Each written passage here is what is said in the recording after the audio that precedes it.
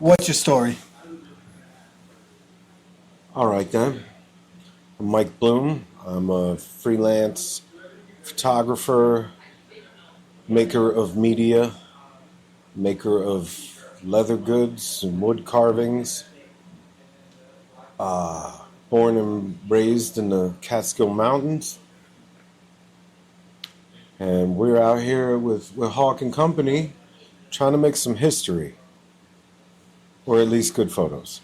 Well, photos lead to history. Put in the record books. But so now you grew up in the Catskills. I grew up right here in the Catskills, yeah. So let's start before we get into the profession and everything. What's it like growing up in the Catskills? Very vibrant over the summer. Yeah. The winters could be very, very very dark Winters, I or mean, cold.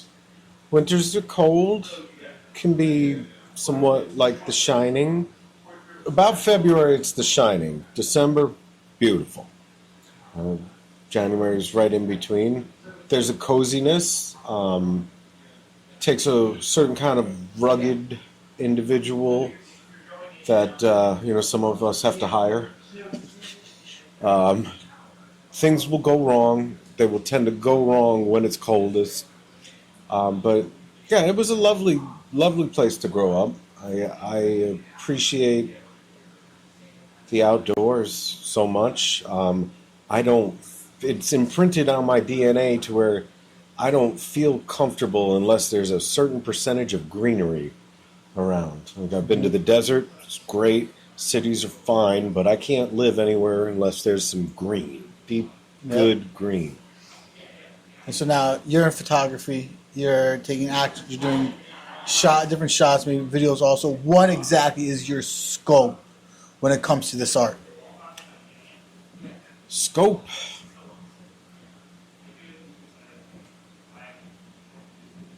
Like, what all do I do? What exactly would you say is it that you do, and or you enjoy to do, like you're able to do, or what you focus on? Like I know you've done stuff as like just photo pictures for graduation, but what else are your capabilities that you've done? Yeah, I love to shoot rock and roll. I do some music. I've photographed some of my heroes. That was really extremely rewarding.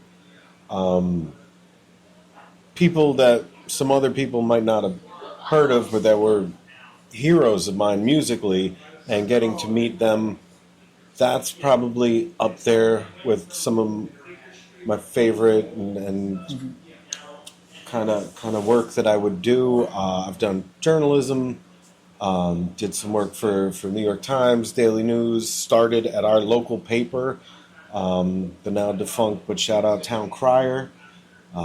Worked my way up. It's all fun. I do.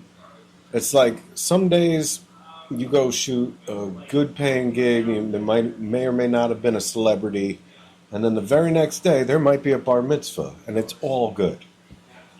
Yep. Now you said you got a chance to shoot some of your heroes. Yeah. Who were these heroes, or one of them? So I love this organ trio, Medeski, Martin, and Wood, and in college I saw them numerous times in numerous towns. And one day, can we curse? Yeah. Okay. One day I got a phone call and it's like, "Hi, this is John Medeski," and I was like, "No shit." And he's like, "Excuse me?" I was like, "Oh, all right, fair enough. Yes, you are John Medeski. I'm Mike Bloom. Yeah, it's nice to meet you." And so I photographed him and then the Wood brothers, and that was very big for me. I photographed and became friends with Garth Hudson of the band. Take a load off, Fanny. I don't know if you know, but like we would pal around together. We'd go see shows. We just lost him this year. That was tough. He was a friend of mine, but that was very enriching to hear stories. Like this guy was a hero in my household growing up, and my dad would tell stories, and then Garth would verify these stories. So no way. I thought my dad was making this up. That was cool, and I loved Natalie Merchant. I had her album. I knew her from 10,000 Maniacs, but I got her album Tiger Lily. I was graduating high school, I just listened to that thing a lot. It made a lot of sense to me, and there I am, toe to toe with Natalie Merchant, and I went back to my 17-year-old self. I was like, "You are not going to believe what happens one day." Yeah, so that's awesome. You're able to pretty much you're able to find your profession and then be able to pretty much combine it with your love with everything you love about your personal life and be able to bring that all together. Yes, yes, And so, do you still feel like you're on that journey where this profession is like your love and your passion? That's what you're doing. yeah. I dabble in other pursuits and other things, but I never feel as whole as when I do with the camera. Yep. So, you have a certain comfort being behind that camera. Yeah. Why? What do you think that is? That you just your reason for your love for being behind the camera. That's a great, great question. It might not be an active. It's like I learned from. You remember Dirty Jobs with Mike Rowe? No. All right, it was a TV show, but Mike Rowe talks about you don't follow your dreams, you follow your acumen. What are you naturally good at? What are you maybe slightly ahead of the curve? Like, stop doing the things you're not that great at. Follow and photo out of everything. When I was a young adult, failing at so many things, embarrassed because I can't do math, failing out of engineering, the camera made sense, and things just started lining up around the camera, and I hopped on that train, never got off. So a lot of that doesn't feel like it was up to me. And so, how does it feel like when you're doing whether it's shooting one of your heroes, a bar mitzvah, graduation, being behind that camera, and also knowing that you're now playing a pivotal part in someone else's life and career because even like a bar mitzvah, for example, like for a photographer, who's looking to do these major jobs, would be something as low level, but for that family, for that kid, that's something that's with them forever, and they look back on, and you're now a part of that moment. Yeah, it means something to that family, and I take that responsibility greatly. And I weathered, I don't know, frankly, don't give a shit what the world thinks of wedding photographers and bar mitzvah photographers at this point. But back when I was starting out, that event photographer, that was the low man on the totem pole. I was introduced to someone, like, this is Mike, he's a photographer, and the guy goes, you don't do weddings, do you? I'm like, you can go to hell.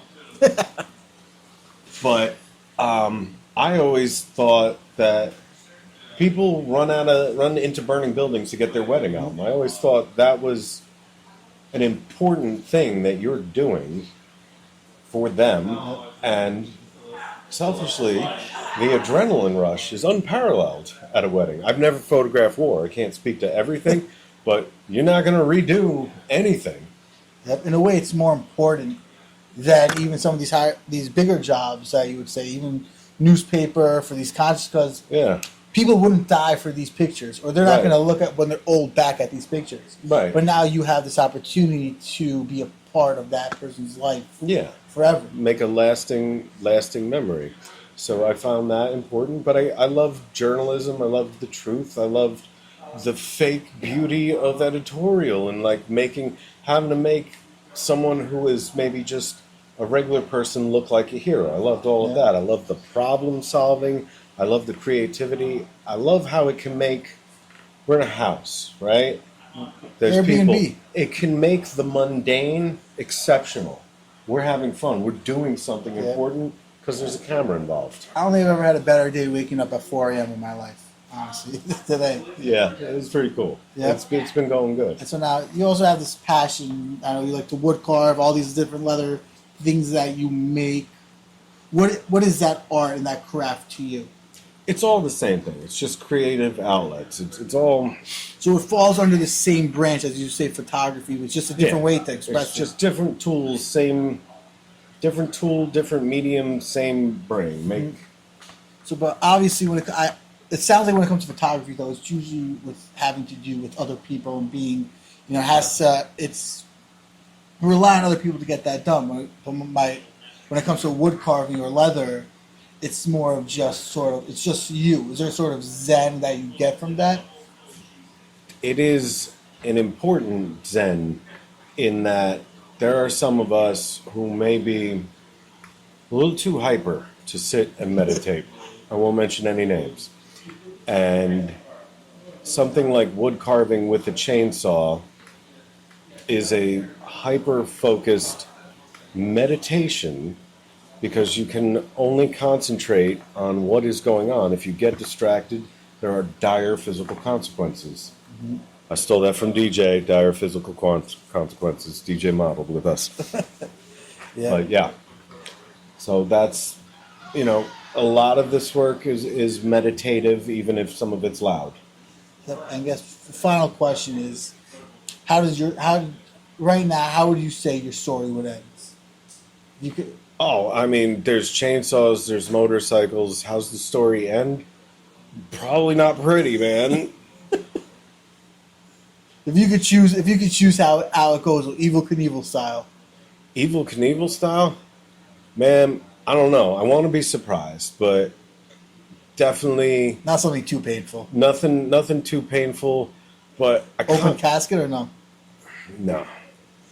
No, but I kind of like to make the papers and not just the obit. Yeah. But that's some Leo bullshit. And for my family, quiet, easy, predictable. For myself, third page.